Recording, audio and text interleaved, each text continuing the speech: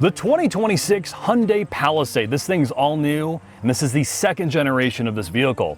Hyundai very clearly did not want to screw this thing up, as the Palisade has been a runaway sales success for them, and this is arguably the second most important class of vehicle for all mainstream manufacturers, the full-size or three-row SUV. The only class more important is the compact SUV, which Hyundai is also spending a lot of money on.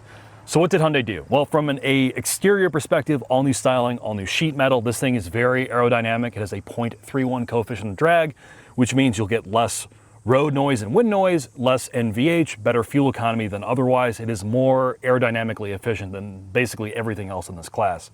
It is bigger than it used to be. Its overall length has increased by 2.5 inches. Its wheelbase has increased by just over 2.5 inches. It's wider and taller than it used to be. Hyundai also knows that pricing is very, very important in this class of car. Fully loaded. It's like 58 grand. And it starts as a front-wheel drive, basically no options model under 40. Be had as either front-wheel drive or all-wheel drive. You can get it as an off-road trim like this thing is, which is the XRT Pro, which no, it is not a alternative radio station in Chicago or a testosterone supplement. This is their first ever Palisade off-road trim. It gets a lift kit, it gets unique front and rear fascias, it gets all-terrain tires, gets recovery hooks. Honestly, I don't know how actually off-road capable this vehicle it is, but it's an important segment. And from an interior perspective, it has grown in overall interior volume. This is one of the biggest cars in its class. And when it comes to cargo capacity, with all rows down, you're looking at like just under 90 cubic feet, which makes this very, very usable. From an person perspective of getting things in and out of this car, the third row has better ingress and egress. It has redesigned seats. It has 3-zone climate control. You get acoustic glass in the front, which is thicker than it used to be, and optional acoustic glass in the back. There's more sound deadening material. There's a general airiness to this cabin. And honestly, when it comes to cargo in the inside of this thing, like nooks and crannies, Hyundai realizes, and basically everyone in this class realizes, that the full-size three-row SUV that is not body on frame is essentially a minivan substitute, particularly in the non-premium class. People don't want minivans. People don't like the stigma associated with them for some reason. So this is basically a minivan without sliding doors. You have pockets everywhere. The center console is largely open. The second row has great usability. The third row has good storage. Everybody gets 100-watt max charging capacity USB-C cable ports. This has the latest infotainment from Hyundai. It's a threaded screen design. You have wireless Apple CarPlay, Android Auto. They haven't screwed up the usability of the HVAC controls. They're still physical. The optional Bose audio system's pretty decent. It gets OTA updates. I mean, really, from a SUV usability side of things and just living with it, Hyundai has done a really good job with the Palisade. They have not screwed this thing up. Again, exterior styling is subjective, whether you like this faux Range Rover look or not. So let's head in the shop and put this thing up on the lift. I've done it, Jack. I got more buns in the oven, and I want to go over landing now. And looks like I can do that because we got this piece here. Tell me more. This is the XRT Pro Hyundai Palisade. This is the second generation Palisade. Before I talk about this, it's Pro now. It's Pro. It's professional. Okay, for the that's professional breeder who wants to go off-road. And I have an iPhone Pro, so yes, it kind of goes well. All right. Instead of talking about the Palisade, let's talk about the Pro part first. Oh, please do. The XRT Pro is the off-road trim for the Palisade. It gets an inch lift. It has all-terrain tires. It has unique approach and departure angles. You get a skid plate. You also get an E-diff in the back, meaning this is going to be more capable for you off-road. More important. What about drive modes?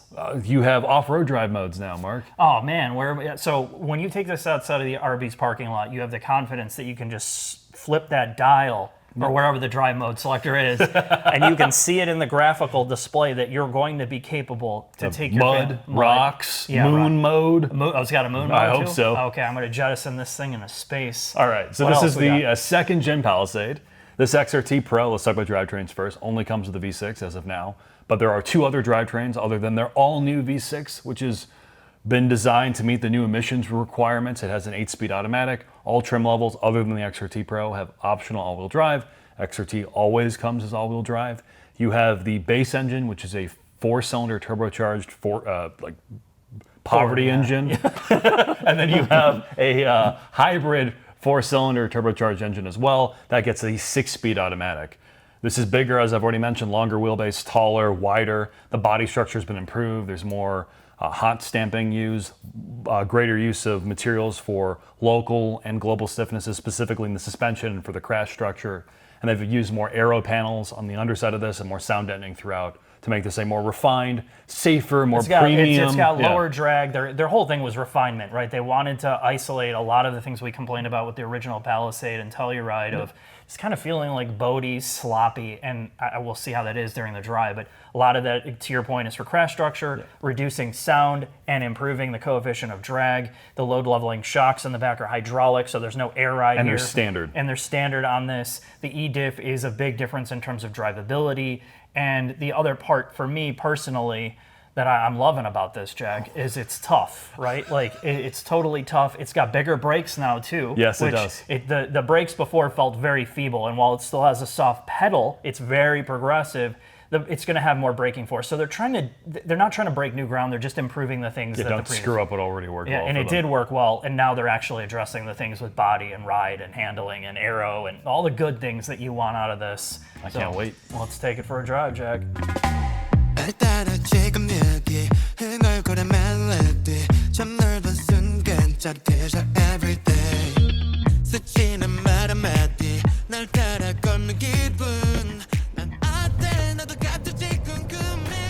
That's XRT and Pro, Mark. I've never felt love like this before. You know, when I go, this is the type of vehicle that you're basically going to be brain dead driving, Jack. Yes. Much like the previous generation one. We love the thing, but we love to hate the previous generation car too. And there's a lot of reasons, mainly handling and ride quality, where as much as it was soft to a fault. Yeah, massive amounts of head toss to the point if you were in the second or third row and you were an adult, you were going to get car sick. Yeah, for sure. So let's talk about it. What's good? This is quieter. Yes, noticeably. Noticeably quiet. It helps that the acoustic laminated glass is thicker in certain areas. The optional rear glass is still, a blessing. The underbody coverings, the lower coefficient of drag, there's just less wind noise overall. Although I would say this is kind of an echoey cabin a bit. It has sounds like there's some reflection somewhere. It's the reflective surfaces in here. The upper dash is much bigger. They put a cover over the screens, which makes the screen look more integrated, but the byproduct is when you get closer to the glass, you hear more echoiness. But you're not fighting to talk. Nope. The people in the back are not going to have trouble You can yell hearing at your kids? Yeah, I'm going to yell at them like at 150 decibels as I shoot up testosterone into my vocal cords. And really, this is a far more compliant ride. It's comfortable and compliant without being like it's not a fault anymore. I wouldn't say that it's direct. It's not as sharp as the Pilot. The Pilot maintains its best to drive, although I think the ride quality and isolation is better here than the Pilot is now. I think I agree with you. I think the one thing this doesn't do as well is obviously handle as well as the Pilot. The Pilot gets in and out of corners. It just feels more maneuverable than this thing does. Far more maneuverable. I think that car has better drivetrain calibration than this vehicle has. Yes. Well, I've never loved the Honda 10-speed. I think it's in the right gear more of the time than this thing, depending on where you're at, and it's happened to me multiple times.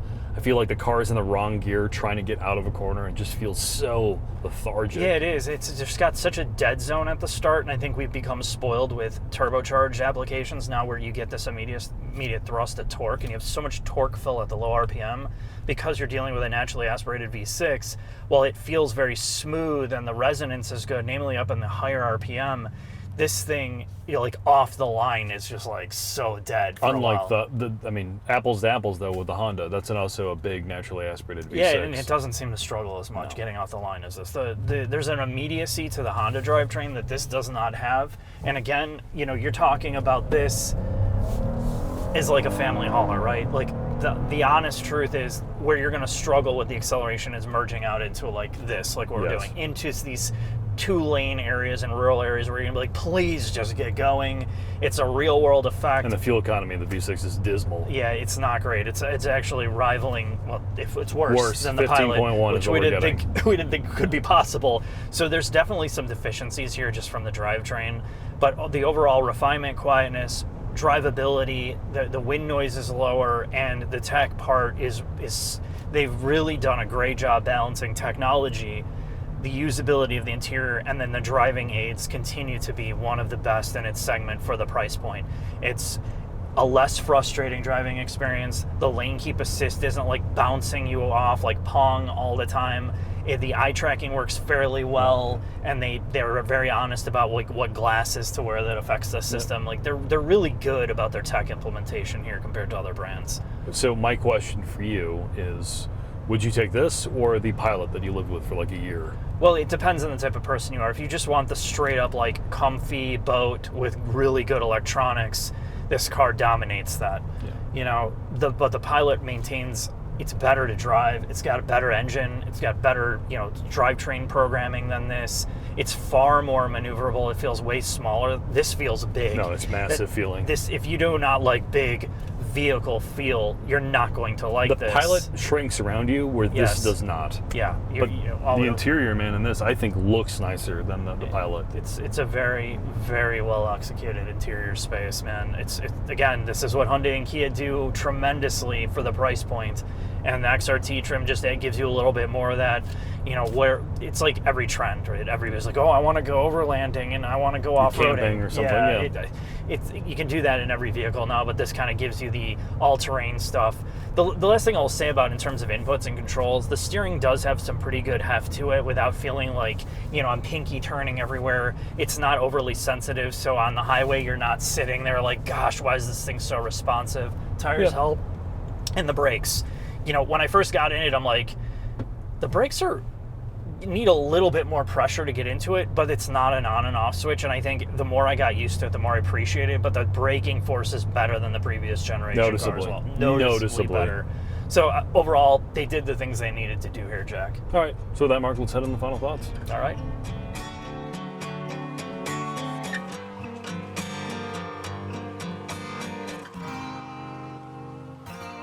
Ever think about taking a trip to the Palisades, but don't have the money? Don't worry about that. You can drive this Palisade no matter where you want to go, and that's what we learned today. You want to go off-roading, overlanding? Zero problem. You want to tow 5,000 pounds with your load-leveling rear shocks? Zero issue, even though we didn't do it. We like the interior space. It's classic Hyundai Kia stuff.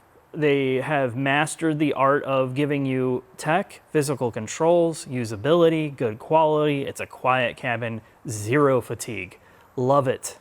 Audio system is very average. Among some other things, of course, they can't make everything perfect, but what they've managed to do here is to take a formula that they helped to reboot, honestly. The Telluride and the Palisade were a really kick-started this segment into the next level, and they've made the improvements they needed, not only in interior space, the mechanical stuff, usability is all at a very high level here. It's almost impossible not to recommend this as one of the first things you look at.